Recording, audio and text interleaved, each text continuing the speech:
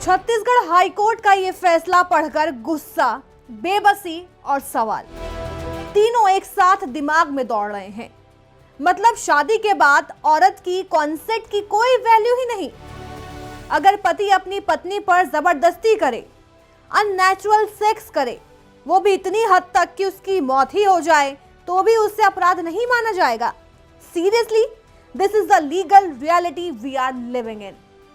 Bar and bench की report के मुताबिक कोर्ट ने साफ कह दिया है कि सेक्शन 375 और सेक्शन 377 आईपीसी के हिसाब से पति पत्नी के बीच कोई भी सेक्सुअल एक्ट, चाहे वो पत्नी की मर्जी के खिलाफ ही क्यों ना हो, अपराध नहीं माना जा सकता। बस पत्नी की उम्र 15 साल से ऊपर होनी चाहिए। तो क्या मतलब हुआ इसका? शादी के बाद औरत की कॉन्सेंट खत्म हो जाती है, पति जब चाहे जैसा चाहे कर सकता है। कहां है बेसिक ह्यूमन डिग्निटी? कहां है इंसानियत? इस केस में पति ने पत्नी के साथ ऐसा घिनौना एक्ट किया कि उसकी मौत ही हो गई। डॉक्टर्स की रिपोर्ट कहती है कि उसकी मौत रेक्टल परफोरेशन और पेरिनोटिस से हुई। मतलब जबरदस्ती किए गए इस घिनौने एक्ट की वजह से।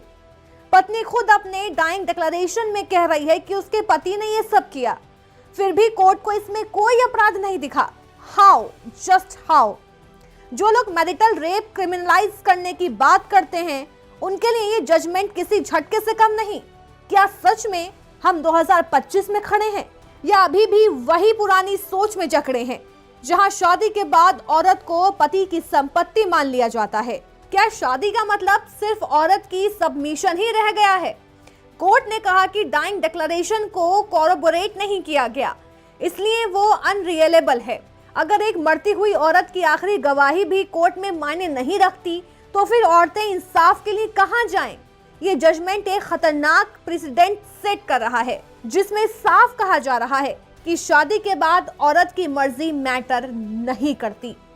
सवाल ये है कि अगर यही एक्ट किसी और ने किसी औरत के साथ किया होता, तो क्या इसे अपराध नहीं माना जाता? फिर पति के लिए अलग नियम क्यों?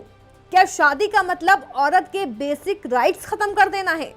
ये जजमेंट सिर्फ एक केस का फैसला नहीं है, ये पूरे समाज को एक खतरनाक मैसेज दे रहा है कि शादी के बाद कॉन्सेंट इररिलेवेंट हो जाती है, कि पति चाहे जो करे, कानून उसका कुछ नहीं बिगाड़ सकता।